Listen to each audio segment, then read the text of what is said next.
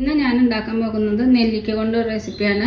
വളരെ പെട്ടെന്ന് തയ്യാറാക്കിയെടുക്കാം, ചോറിൻ്റെ കൂടെ കഴിക്കാം. ആംല റൈത്ത. അതിന് വേണ്ടി 4 നെല്ലിക്ക എടുത്തിട്ടുണ്ട്. ഇനി നെല്ലിക്കയുടെ കുരുയെല്ലാം ഒന്ന് കളഞ്ഞെടുക്കാം. ഞാൻ ഇതിൻ്റെ കുരുയെല്ലാം ഒന്ന് കളഞ്ഞെടുക്കട്ടെ.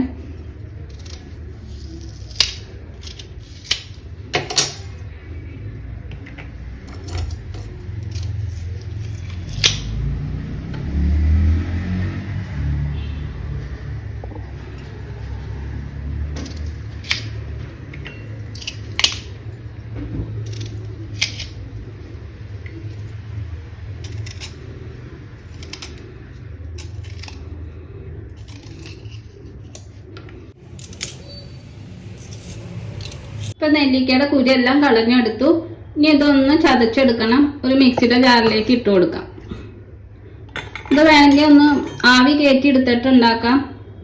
ഇപ്പൊ മുറിച്ച നെല്ലിക്കയെല്ലാം മിക്സിയുടെ ജാറിൽ ഇട്ട് കൊടുത്തു. ഇനി ഇതിൻ്റെ ഒപ്പം തന്നെ 3 പച്ചമുളക് ഇട്ട് കൊടുക്കാം.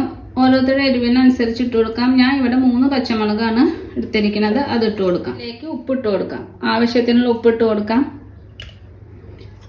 പിന്നെ ഞാൻ 1/2 കപ്പ് തേങ്ങ ചിരകിയത് എടുത്ത് വെച്ചിട്ടുണ്ട്. അത് ഇട്ട് കൊടുക്കാം. ഇപ്പം തേങ്ങ ചിരകിയത് ഇട്ട് കൊടുത്തിട്ടുണ്ട്.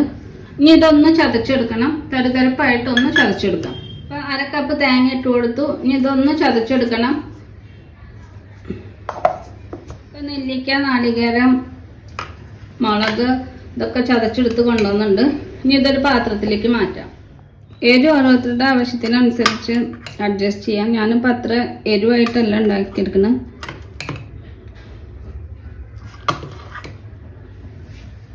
വെച്ചതൊക്കെ ഞാൻ ഒരു പാത്രത്തിലേക്ക് മാറ്റിയിട്ടുണ്ട്. ഇനി ഇതിലേക്ക് 1/2 കപ്പ് തൈര് ഒഴിച്ചു കൊടുക്കാം. ഇതിലേക്ക് കുറച്ച് കായത്തിന്റെ പൊടി ഇട്ട് കൊടുക്കാം. ഒരു 1/2 ടീസ്പൂൺ കായത്തിന്റെ പൊടി ഇട്ട് കൊടുക്കാം. ഇനി ഇതിലേക്ക് കുറച്ച് ഉപ്പ് വേണ്ടി വരും. നെല്ലിക്ക അരയ്ക്കുമ്പോൾ കുറച്ച് ഉപ്പ് ഇട്ട് കൊടുത്തിട്ടുണ്ട്. ഇനി ഇതിലേക്ക് കുറച്ച് ഉപ്പ് ഇട്ട് കൊടുക്കാം. ഇനി ഇതെല്ലാം ഒന്ന് നന്നായിട്ടൊന്ന് മിക്സ് ചെയ്യട്ടെ. ഞാനിവിടെ അധികം പുളിയില്ലാത്ത തൈരാണ് എടുത്തിരിക്കുന്നത്. ഇനി ഇതൊന്ന് എല്ലാം കൂടി ഒന്ന് നന്നായിട്ടൊന്ന് മിക്സ് ചെയ്യാം. അപ്പം ഞാനിത് നന്നായിട്ട് മിക്സ് ചെയ്തെടുത്തിട്ടുണ്ട്. ഇപ്പം തൈരിൻ്റെ അളവൊക്കെ ഓരോരുത്തർക്ക് കൂട്ടിയും കുറച്ചൊക്കെ എടുക്കാം. പിന്നെ അതുപോലെ തന്നെ നെല്ലിക്കയുടെ അളവും പച്ചമുളക് അത് ഓരോരുത്തർക്ക് എരിവിനനുസരിച്ച് അഡ്ജസ്റ്റ് ചെയ്യാം. അപ്പം ഞാൻ ഇത് നന്നായിട്ട് മിക്സ് ചെയ്ത് വെച്ചിട്ടുണ്ട്. ഇനി ഇതിനൊന്ന് വറവിടണം. ഇത് നന്നായി മിക്സ് ചെയ്ത് വെച്ചിട്ടുണ്ട്. ഇനി ഇതൊന്ന് വറുത്തിടണം. വറുത്തിടാൻ വേണ്ടി ഞാൻ ഇവിടെ എണ്ണ ചൂടാക്കാൻ വെച്ചിട്ടുണ്ട്. വെളിച്ചെണ്ണയാണ് ചൂടാക്കാൻ വെച്ചിരിക്കുന്നത്. ഞാൻ അതിലേക്ക് കടുക് 1 ടീസ്പൂൺ കടുക് ഇട്ട് കൊടുക്കാം. പിന്നെ 1/4 ടീസ്പൂൺ ഉലുവയും പൊട്ടി വന്നിട്ട് അതിലേക്ക് കറിവേപ്പിലയും വറ്റൽമുളകും ഇട്ട് കൊടുക്കാം. ഇനി വറവ് ഇതിലേക്ക് ഒഴിച്ചു കൊടുക്കാം. ഈ ഡിഷിന് ആംല റൈത്ത എന്നും പറയും, ആംല തൈര് പച്ചടി എന്നും പറയും.